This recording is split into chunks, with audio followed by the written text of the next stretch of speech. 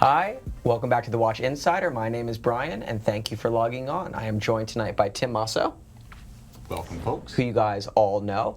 And it's been a couple weeks since we've had the show. I am sure that I missed all of you more than you missed me, but hopefully we have a good episode tonight. We got a little bit of everything. The hardcore, we've got watches of integrity at every price point, whether you're into high horology or bloody nose tool watches ready to get down and dirty. We've got a little bit of everything. Let's start with a watch that's somewhere between the two. Let's go with the old Navitimer 2. Brian, tell me a little bit about this piece right here.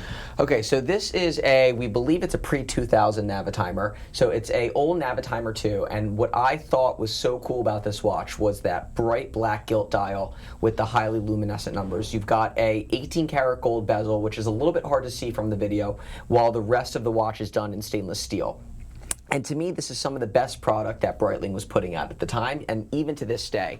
And I think that, as many of our viewers have seen Breitling going in a very different direction, I think that this right here is the heart of the brand. And I think that these watches really offer a considerable amount of value relative to the price that you can buy them for. And I think that while Breitling sort of finds its way, and I know that you're going to be seeing some new cool pieces coming out, there's been rumors of a brand new premiere. I think that you're going to start seeing some of these old, not necessarily older vintage pieces, but the late 90s, 2000s Breitlings start definitely becoming a little bit more collectible. Without a doubt, I think Breitling was in its prime commercially during the 90s. It rebuilt its image with watches like this, a wearable size, 41 and a half, all of that's fine. It's the 45, 46, 47, the Breitling for Bentley, the oversized for its own sake, the Hercules, the Super Avenger, and frankly, the indecision of the first generation of CVC Capital Partners watches, the current Navitimer 8s, that led people, I think, to question whether Breitling still remains among the elite three of the mass market with Rolex and Omega. This watch hails from a time when Breitling was firmly in possession of that status, and it's also proof that Breitling has the heritage not too long ago, not the 50s, not the 60s, not the 70s, but the 90s and the early 2000s, to look back, find itself, and regain its footing. I agree with you that the best is yet to come later this year. I can actually confirm that there is a new premiere in the works, and also quite a few nice vintage-inspired pieces that aren't going to feel like retro rehashes, but will be both true to size, and where originals featured no dates, they will feature no date. A couple of features I want to shout out from this 90s era piece. You can see off-axis, it has a little bit more distortion than you'd expect. That's because it uses a mineral crystal rather than sapphire. You'll also note that the case back of the watch, which features the characteristic Breitling conversion factors, specifies 3 digits after the A. A is for steel, 13 is for the chronograph caliber inside based on the value 7750, and 0 means that it is pre-chronometer. So all Breitlings went chronometer in 2000. This one is pre-2000, so roughly 1993 to 1999. Oh, how sweet it is. That was a great period for Breitling. Yeah, and I think that, as you mentioned with the Navitimer 8, I think that they came out with the watch in order to have a lineup of pieces that could really appeal to a broad base, be a refreshing point, a start over, and you're going to now start seeing, I think, some new collections coming about. Specifically, I mentioned the premiere. What was the other older pieces that had the colors? There are a few that had colors? It was like the sport materials. Like the Willie Breitling sets. Oh, you're thinking of like the sprints and yes. watches like that. Yeah, definitely. Yeah. So I think that you're going to see, new types of sprints and just, really pulling from the classics, but in a more updated way. Absolutely. I also think that the Navitimer 8 in some ways was a case of a strong management team starting off a little soft. There's always a bit of conservatism when you're launching something that's big budget, and you've seen it in everything from auto unveils to movie premieres. Oftentimes, the hardest thing about getting a big train rolling is that initial momentum and inertia. I think Breitling is overcoming that. I think they're cleansing the palette. They've already done great things with the website. I love their new loft boutique concept. The new logo's great, too. That's a fact. They are going to be emphasizing that they're sports watches generally. They're not pilot's watches. They're going to be land, sea, they're going to be air. Yes, that's still part of their heritage, but not exclusively. I believe you'll see a better rounded Breitling collection as of this time next year. I do think the most important developments are going to come from roughly this October onward. Mm-hmm. So why don't we do, and guys, as always, please feel free, ask questions in the chat. That's, mine and Tim's favorite part about this Wednesday night show is being able to answer your questions and really have a live discussion going. But in the meantime, why don't we do a quick what's on the wrist? Yeah, definitely. Right now, you guys know me. I don't even have to take it off. This watch will be familiar to our friends. You're asking, why have I been wearing this instead of one of my JLCs? Well, almost all of my JLCs are on some sort of leather strap, and I didn't plan well for our Philadelphia August weather. Just about everything I have would be inundated with sweat and salt if it weren't for the sensational silicone strap of this little looker. Swatch System 51, System Frog, automatic 90-hour power reserve, 3 Hz beat rate, 42 millimeters, in high-tech polymer. Who am I fooling? It's plastic, it's held together by glue, and it's made by robots, and I love it. Great watch for weather where you're going to sweat. Today I am wearing a new acquisition. I don't remember if I brought it on the show or not. Maybe in the maybe before I actually purchased the piece. But so this is a 37 millimeter rose gold bi-retro perpetual calendar Roger Dubuis. So this watch was originally purchased in 2002 and pretty much went completely unworn until it was sold to us. This watch could have been a late 90s example. I don't know if all of the pieces did sell, in fact, in the 2001-2002 period. But this was a limited edition of 28, as most of the early Roger Dubuis were. So what really caught my eye about this piece was obviously the sympathy case. I just think that there's something so unique and eye-catching about it. And, if you take a look at the front, you've got a enamel dial. And, if you notice closely, this particular example, as well as all of the early Roger Dubuis in the sympathy case, had sympathy-shaped crystals, which was extraordinarily expensive, and I remember now I did bring it on the show because you did mention this, was extraordinarily expensive to produce, which then they transitioned into a round crystal instead. So I had always wanted a sympathy, and I've become a really big fan of 90s and early 2000s Roger Dubuis. I just think that they're beautiful, absolutely beautiful watches, and I think that you're going to see these pieces become more desirable in the collector's market over time, and they offer some really good value right now. I would also say a few things that really sing to me about this watch in particular. The combination of the perpetual calendar with the retrogrades, characteristic of some of the finest watches originally created by Agenour, one of the Geneva Atelier specialists that worked with Roger Dubuis in the early days.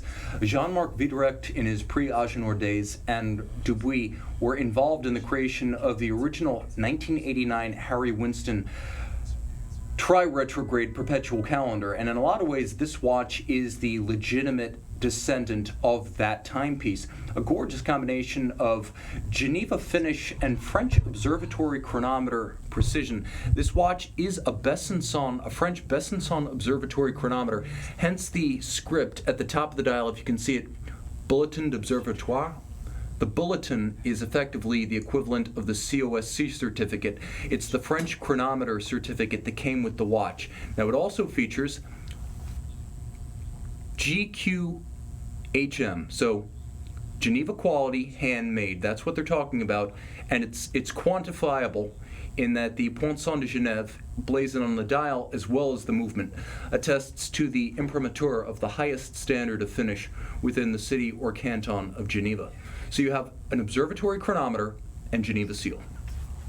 So amazing watch. Funny enough, some of the viewers in the chat did see that the dial does look like a baseball, and it is one of those features that once you see it, you can't unsee it. And I had never seen it, and then somebody, walked up to the desk. I had the watch on. They're like, "Oh, look, you have a baseball on the dial of your watch." And ever since that happened, I honestly have not been able to unsee it. It's not a bad thing, though. I'm a ball fan, so I guess if you're more of a football type guy, it could be an issue. I'll also say this. Questions coming in from the chat box. This is kind of a confusing one, because I had a question from Naresh, who's asking, would you purchase that Roger Dubuis at retail? I think this is really more like a hypothetical question, because none of these have been available new, likely since roughly when that one was purchased in 2002. I guess the question becomes, at this point, are prices firming?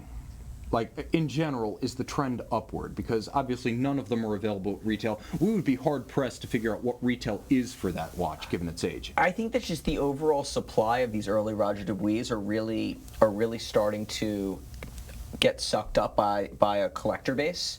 You know, he really wasn't making that many watches back when this watch was produced, and you know, I think that there's particular models like the Homage 37 chronograph, as well as this, that, you know, really are almost synonymous with the brand from that era. And I think that those are the ones that a lot of the collectors are targeting. And again, as we've talked about on, you know, prior episodes of this show, these, call it mid to late 90s pieces that aren't quite vintage but are becoming almost vintage given as time is going on, I think is almost a void in the marketplace. And I think that it's the same phenomena that occurred with FP Journe in the early 2000s pieces, that, you know, they're not vintage by any means, but they're vintage for the brand. Exactly. I would say at this point, watches made in the 90s are so different in size and style, and as we saw with the Breitling, with its mineral crystal, sometimes even in materials. By the way, that Breitling, roughly the same vintage as that Roger Dubuis.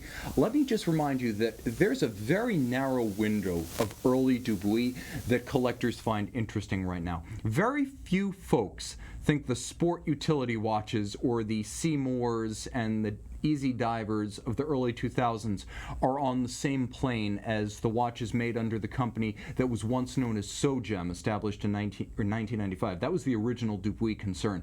Those early homage pieces, those early sympathy cases with the shaped crystal, those are valuable pieces. We don't know what to make of the 2000s era Dubuis before Richemont moved in, but after Carlos Diaz, Dubuis' business partner, and for better or worse, the only designer in the company, really asserted himself. We're trying to figure out where those pieces stand. Right now, the really collectible Dubuis is anything made before the new millennium. So All I guess right. that precludes mine. Well, yours is part of the party. Part of the party, but, you know. Yours was sold in 2002. Correct. I know for a fact that crystal was not made in the 2000s, so you're good. I'm good. Okay, so moving right along, here we have a Patek Philippe 3800/1J. So, you know, I don't want to say had to bring a Patek Philippe on the show, but always looking for new and interesting pieces that come in, and this one really caught my eye. So here we have as I mentioned, Patek Philippe 3800/1J. So this watch came after the 3700 Jumbo and before the 5711. So this particular watch is, what, 37 millimeters, I think? It's about 37.5 if you measure from wing to wing. Although if you measure it diagonally, for example, from roughly 10 o'clock to 4 o'clock, you're going to find it's more like a 35. Correct. I do consider the wings to be part of the Nautilus measurement because everyone who quotes 42 for the Jumbo is quoting the width of the Every wings. website is a little bit different sometimes too, which is interesting. They should almost just standardize what it means to measure the Nautilus. But anyways, here you have a bright blue dial with luminescent index markers, 18 karat yellow gold case, 18 karat yellow gold bracelet, and just, you know, overall, I think that as far as, you know, the viewers that are watching, Nautiluses have boomed, all of them, you know, from vintage ones to the modern era ones. But I still think that the 3800 model actually offers a good semblance of, you know, value to be had, because it's not, and it's really, I should say that if you're willing to wear a watch that's slightly smaller than the current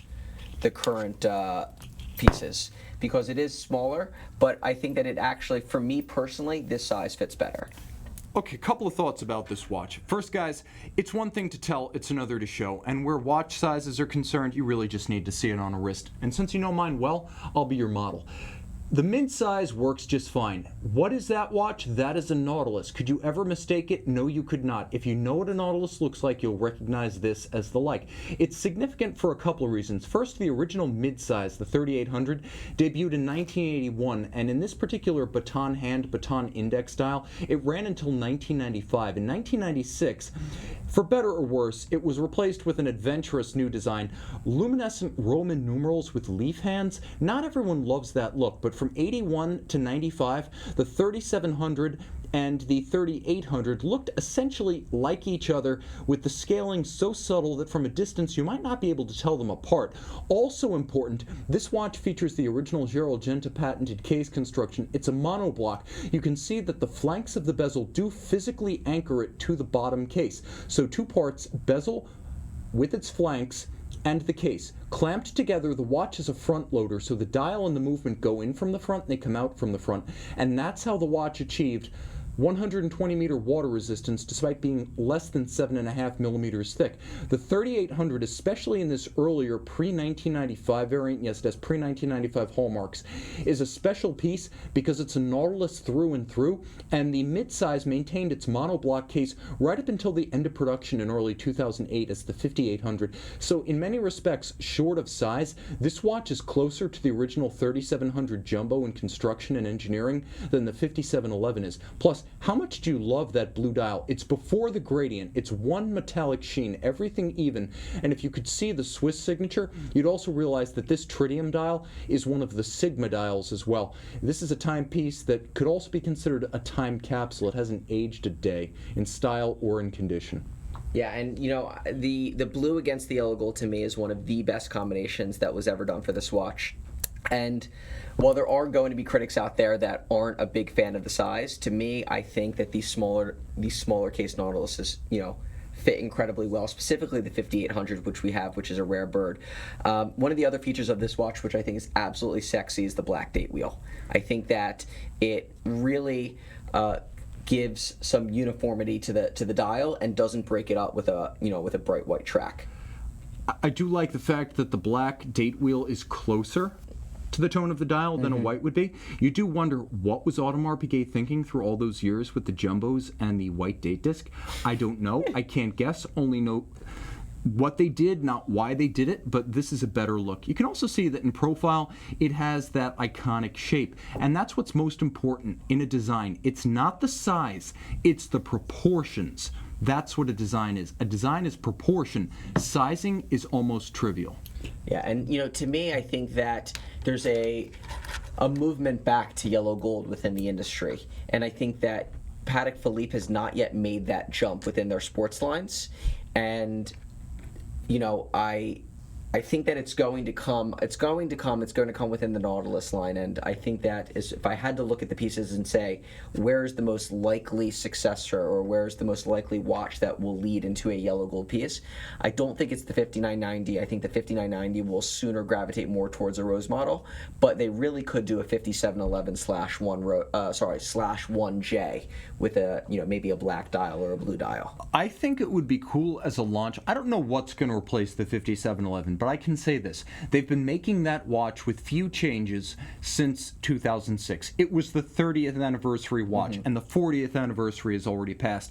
At some point, you need to keep the faith with your collectors. You don't just raise the price, you need to upgrade the watch. I think a yellow gold model would be a great launch model for the next generation, and I think they should take a page from their own Aquanaut playbook and just say the first 1,000 pieces in yellow gold will be a numbered edition, a discontinued edition, and one of our few announced limited series. Very few in the case of the Nautilus. That would be very special. Yeah, that'd be amazing. So, you know, only time will tell. So, guys, keep the questions coming, and we are going to move right along. Why don't we do the world time? Definitely. Okay. So, we've mentioned this watch multiple times on the show before. So, here we have a Nomos Zurich. So, this is Nomos's, you know, amazingly simple world time watch. It's one of our favorite world times, and that's why we've mentioned it before. This particular example, though, is a limited edition to 30 pieces with a stark white dial. And, you know, I actually hadn't seen this piece before. My favorite example of it was the blue, but I think that this crisp white really gives the watch a unique look and a pop off the wrist. And from a distance, it almost seems like it's an enamel dial. It does have a wonderfully lustrous tone to it and a depth and a gleam that seems like enamel. First, guys, this isn't a silver dial and it's not a metallic dial. It is white. It is white like enamel paint. It is white like an insane asylum. I don't know how to describe it, but it is so bleached, gleaming, and glossy that it has to be considered one of the most memorable Nomos dials, and this is coming from a company with quite a few of them in many vibrant colors.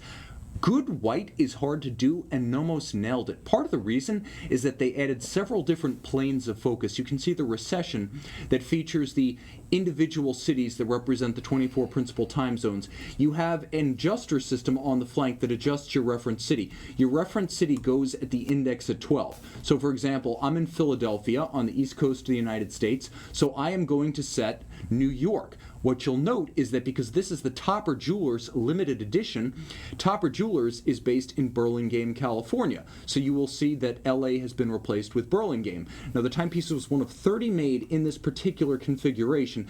Color is used sparingly but with great effect. The blued indices, the hands, and of course the red index.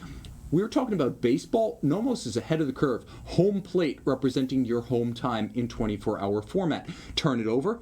Caliber DUW 5201. This is all Nomos. This movement features both Nomos's plates, bridges, and train, and the swing system escapement. When you have a Nomos movement that's named after a Greek letter like epsilon, that is a Nomos in-house. But when you have a DUW, Deutsche Ehrenwerk, then you have a Nomos movement with Nomos' own swing system. And I asked Rob Nuds, who's a watchmaker and a spokesman for Nomos, what part of this movement is hand-finished? And he said, the standout component is this double spiral reduction wheel for the system. That is finished by one guy who does only that and does it by hand, by eye, by feel, and by experience.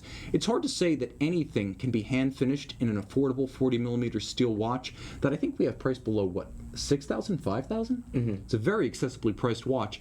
It actually has hand finishing in it. 40mm. The case design having a little bit of vintage tag, or I should say Heuer Carrera to it. Strong lugs. Envisioned by the late Swiss designer Hannes Wettstein. The first Zurich, which is the father of this model, came out in 2008. The Weltzeit model came out in 2011. This is part of that line. Yeah, so I love that little thing. Yeah, I mean, I think that I think that it was a great selection of the color scheme was dead on, and the fact that it's a 30-piece limited edition was a good move by Nomos. Doing a collection like that for a retailer here in the States. I gave me the idea that we should design one. We absolutely should. How do we not have a Govberg or Watchbox line of custom watches? Philadelphia on the World Time Ring. We need a Zurich. Govberg blue. Please. Purple? Merlin. I think a cool purple color could be Make kinda this cool. happen. A purple sunburst. Purple would be very cool, and purple would be something no one is doing. So let's see. Any questions here? Let me see here. What do we got here, Tim? You see anything good? Absolutely. Questions coming in. Great question. What is it with dealer editions? How much clout do you need to have, and which brands will do it? So that's actually a very good question. So I think it definitely depends on the collaboration. I don't think it's necessarily an issue of clout. I think it's a mixture of obviously the relationship with the brand, but also the collector base that you have for that brand. So I think that if Toppers, this was a Toppers edition, had a good community of Nomos collectors, and they reached out, as a group, to try and put something together. I think that is an impetus for getting an edition. I think timing is also important. How far into the product line are you? So is it the very beginning in the first launch of the model, or has the model been around for some years now, and this offers the ability to sell some more pieces and really give somebody a reason to buy? Maybe you want something a little bit different, but you really like the model, and it's a reason to pick up the phone and say, hey, we've got a really cool collection coming. As far as brands that do it, I think that pretty much all brands do it except for Patek Philippe and Rolex. I would say that. So you've got... There have been a couple of memorable Middle Eastern editions that weren't for Siddiqui, but were for Siddiqui from Patek and Rolex, if you know what I mean. Again, you've had Wempe edition Patek Philippe's, you've had Tiffany edition Patek Philippe's, but you're not seeing them being done now. I think it was something done probably in the, early, maybe to mid 2000s. I think that in that type of situation, it does have to do with the clout of the retailer, I think. Tiffany was their first retailer in the United States. They've been a Patek Philippe dealer since the 1800s, and I think that, that's one of the, the reasons why they would have done that edition. Rolex did that partnership with James Cameron, but I don't really think that's not a dealer edition. I will say this. Domino's Pizza got a custom Rolex, so it's not impossible. You just have to have the right combination of history with the brand and clout. I will say this, as a rule of thumb, almost anyone can get one of the main LVMH groups to do a custom piece. We've seen tags for everyone under the sun. We've seen Zenith custom editions for Forums. Anyone got in on the Purist Pro 15? I wish I did. That was a cool watch. The bottom line is, the LVMH brands other than Bulgari seem to be more amenable to doing it.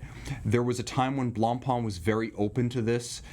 There was a time when Ulysse Nardin was more open to it. I think the heyday of the dealer edition was really the 2000s, and a lot of brands that did it then would not do it today. Yeah, and I think it comes down to, exactly as Tim said, I think that it comes down to the idea for the edition, and that, if there's a good collector base or there's a good group of people that they're targeting with it, that it makes sense. That's why a lot of times you see it having to do with a charity, because there's a built-in audience for the watch and it's for a good cause.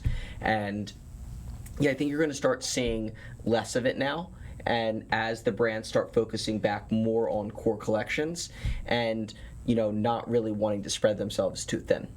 Speaking of core, we're going to take a diversion to hardcore. Two watches with absolutely unmitigated purity of purpose, but from completely opposite ends of the philosophical spectrum. I'm going to show you both real quick and then go through them one by one. On the table tonight, we have the Zinn Mission Timer 1.1, the EZM 1.1, the successor to the 1997 all-time great for the armed division of the German Customs Service, and right next to it, the 2016 iteration of the 2009 model year 1921 American from Les Historiques, a collection of vintage-inspired watches. This one, from 2016 to present, was the first and the only in platinum. Let's start with the Zinn, because Zinn is in. I'm a big fan of this brand because you get a lot for your money, and you get a lot of thoughtful features. First, 43 millimeters in tegimented steel, which is a sort of colsterized, face-hardened material. I've never seen tegiment scratched. Could it happen? In theory, sure. Does it happen? In my experience, no. But look, it's not a brute. The thoughtful countersink of the bezel below the plane of the lug hoods, the bevel on the flank of the lugs, not just on the side, but also on the ends. The captured bezel that is held on with screws, not springs, and the fact that this dial has been pared down to the essentials. You have the hours, you have the minutes, you have radial minutes, you have radial chronograph seconds. Everything you don't need to see is in red. Everything you do is in high-vis white on matte black. 43 millimeters, the original made for German Customs was a 40 millimeter titanium watch. This is 43 in steel.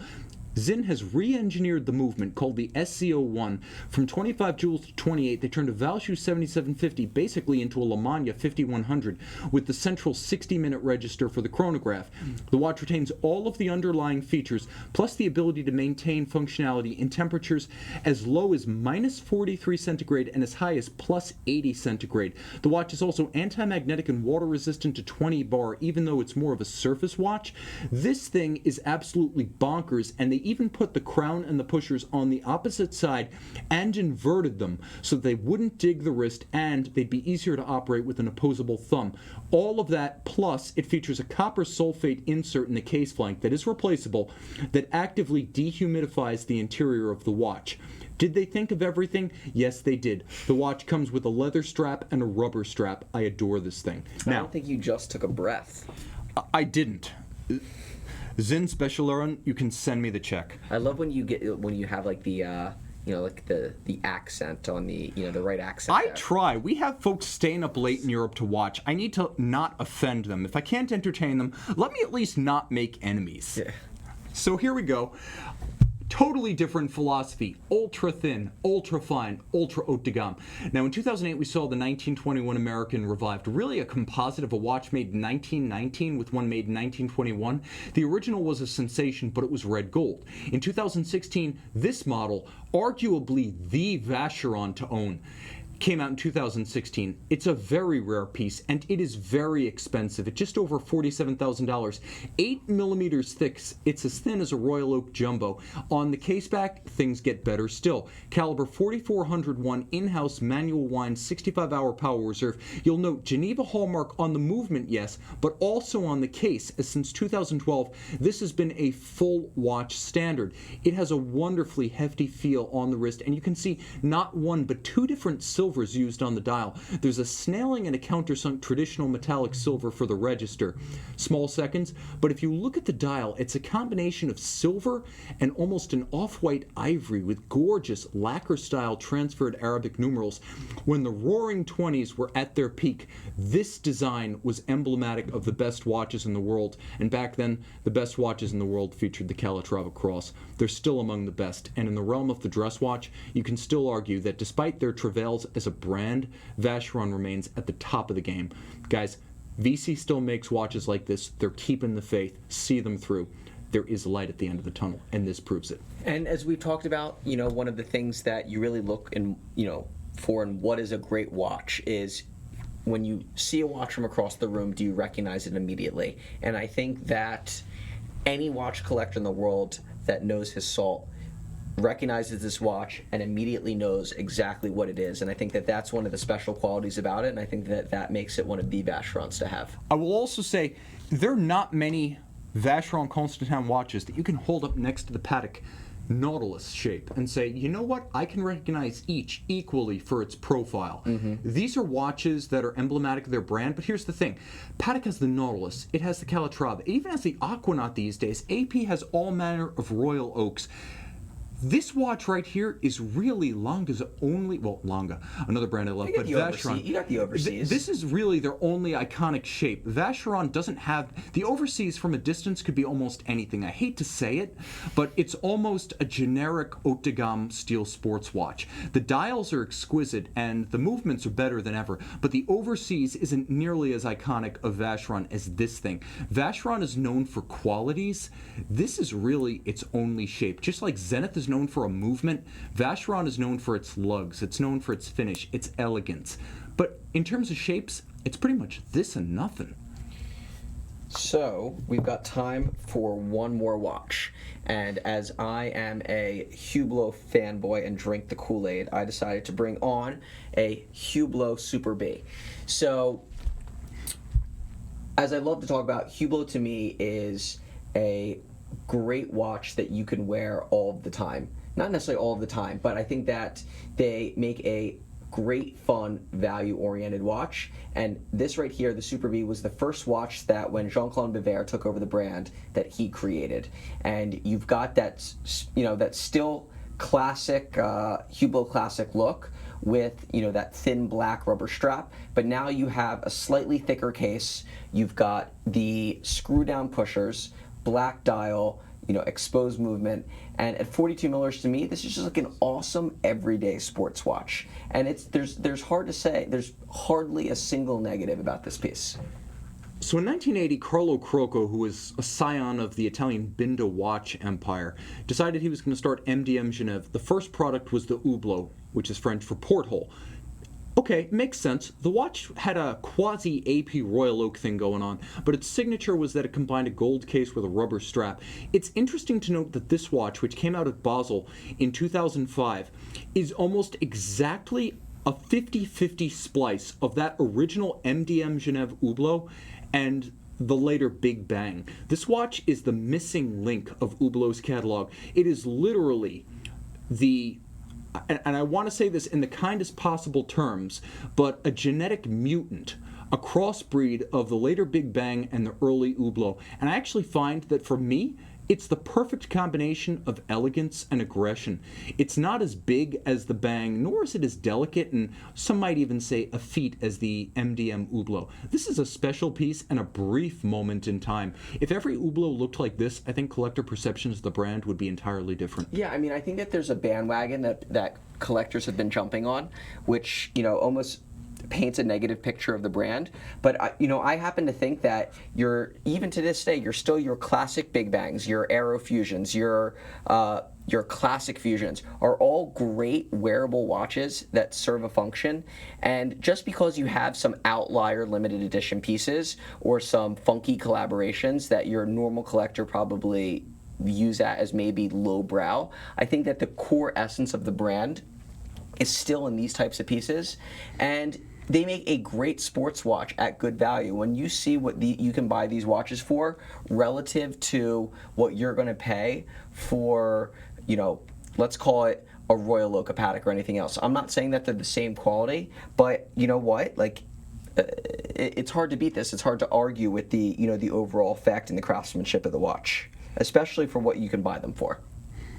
So we had a question before. I want to say it was Mark S. was saying he thought that Watchbox was the best place to buy pre-owned watches, but he was asking, what is the second best place to buy? I would say, quite frankly, Our stores. well, if you want to buy a pre-owned watch, the best way to buy a pre-owned watch is from someone you know personally. Then you can verify everything in person. A collector with a history and references and a proven interest in collecting for its own sake and not watch flipping is probably the best way to do a deal. A personal deal in face-to-face that lets you actually look at the watch, coming from someone who has every incentive to have cared for the watch, is probably the best way to go. Otherwise, go with us. 7-day no questions asked return policy on a watch you get from an online vendor should be the standard of the industry. You should be able to return a watch because of no other reason than buyer's remorse. And if you choose to keep the watch, you get a 15-month warranty from us. I mean, how awesome is this watch? I will say something. That watch was also a predecessor of the Classic Fusion collection, which is now almost co-equal with the Big Bang as Hublot's best-selling line. Yeah, I mean, this is awesome. So, what do we have here? There was one question here. Tim and Brian, do you guys mind buying pre-owned watches that have been polished? What do you look for as far as the condition of a pre-owned watch? Thanks. So I really don't mind buying pre-owned watches that have been polished. I personally don't polish my watches. As everybody here is well aware, I wear my watches pretty hard, and I really don't believe in polishing them because the scratches don't bother me, and I think that it just shows that that you enjoy and that you wear the watches. Also, with too much polishing, there definitely is, call it case degradation, depending upon if it's not polished properly, and pretty much any experienced watchmaker would tell you that you want to polish a watch in its lifetime as few times as possible. So I don't have anything against purchasing a pre-owned watch that's been polished, but once I purchase it, I myself don't get them repolished. I would say if you're going to have a watch refinished, do it once and do it with the factory. Okay, so a comment from the Lord Luxury Channel. Take the sunglasses off your head, you weirdo. No. And then we had another question. Hey, Tim and Brian from Myrtle Beach from the Watchland. Guys, I love the shout-outs. The shout-outs just for fun, they absolutely endear you to me. I adore my viewers, especially my long-termers, but those guys who just want to give us a heads up, believe me, we read every one of these comments after the show, even if we can't respond to them all, and we do appreciate those heads up. Thank you, guys. Okay. Mike K. is Govberg and AD for Hublot. The answer is yes. Yeah, we have a ton of brands and stuff we don't even advertise that effectively, like Laurent Ferrier, like Grubel Forsey. We're authorized vendors for all of them, which is the other reason why it's great to do a pre-owned buy from us, because if it ever has to go back for service, we get the watch and it's something like a Grubel Forsey. Our guy is not going to try to take that apart and fix it. It's going back to Le Chaux de Fonds. All right, guys, thank you for everyone who joined us tonight. Yeah. Great show. Great stuff. Brian, thank you. We missed you. Thank you, Tim. Thank you guys for joining us tonight, and we hope you enjoyed the show. As always, please feel free to email myself or Tim with any questions. It definitely helps with getting this show prepped, and we're here for you guys. So if there's something that we can do and bring onto the show to show you, we'd love to do so. But again, my name is Brian. This is Tim, and thank you guys for logging on.